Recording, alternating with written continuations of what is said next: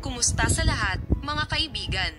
Ang kasiyahan sa bakasyon sa bagong bangka ay ang puntong sina Enjo Curek at ang kanyang asawang si Tugba Buyak-Usten ay nag-host sa kanilang mga kaibigan sa miniboat. Ang sikat na aktor na si Enjo Curek ay nakita sa Gumesluk kasama ang kanyang asawang si Tugba Buyak-Usten at ang kanyang mga kaibigang artista. Ginamit ni Enjo Curek ang kanyang bagong binili na miniboat na nagkakahalaga ng 25 milyong lira.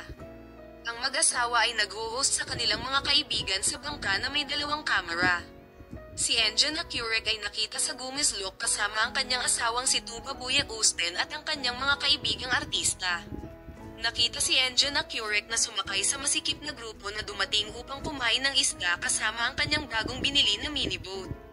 Nakita na si Enjo Curek ang nagmamaneho ng kanyang bagong bangka. Kasama nila ang mga kaibigan ni Enjo Curek at Tugba Buyak-Usten. Salamat sa panonood ng aking video, kasama ang mga kahanga-hangang larawan, magagandang pagbabahagi, ang punto kung saan ito naging viral sa social media.